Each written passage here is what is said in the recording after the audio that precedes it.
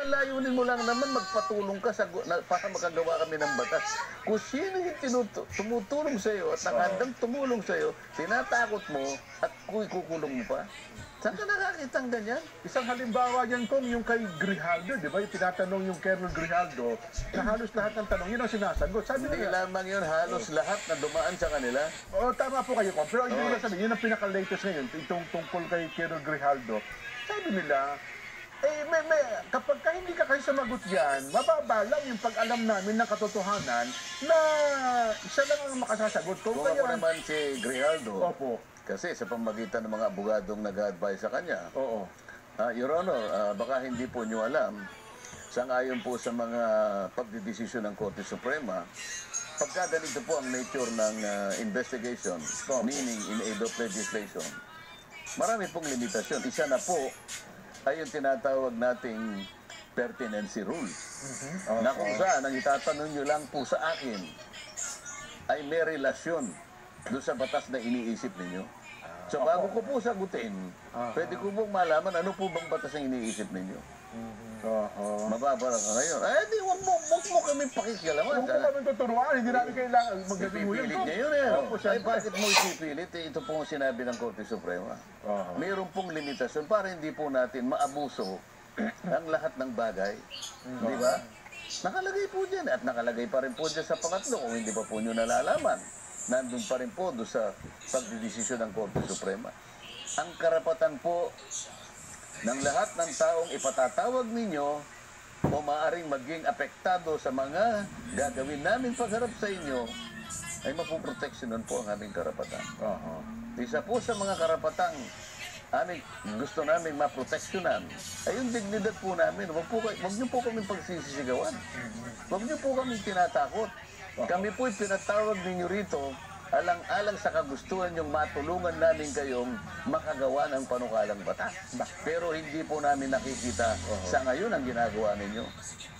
Sa ngayon sa ginagawa niyong pagpananakot sa amin, wala po kaming makitang kawastuhan ang ginagawa ninyo.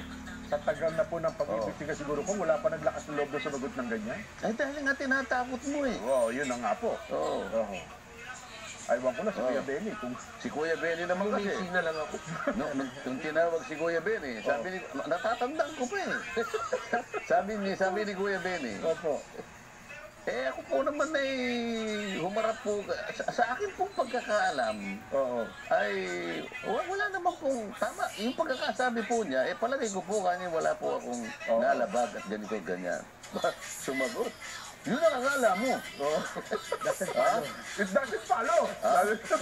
It doesn't necessarily follow. Opo. Ibig ko sabihin, alam mo na pala yung totoo, ba't ka pa nagtatanong? Hindi ka dapat makipagdebate doon sa tinatanong mo. Yun ang alam niya, isagot eh. Kaya napagkakasagot niya. Base po kanya doon sa pagpapatotoo ng taong yun. Hindi naman siya pinabanggit ang pangalan. Naniniwala po akong tama po ako at ganito. Ay, hindi. Yun ang alam mo. Saan ka naman nakahit?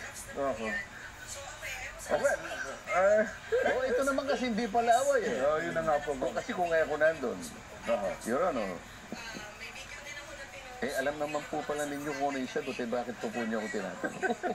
Alam ang contempt. Baka kayo nakakulong si Kuya Benny kung ginawa niya yun. Ginawa niya, umiti na lang.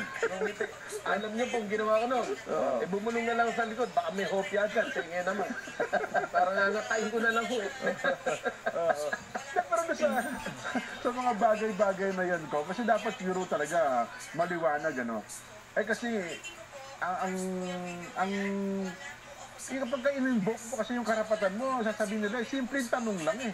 Ba't ba naman oo at hindi? Pero hindi nila mapilit.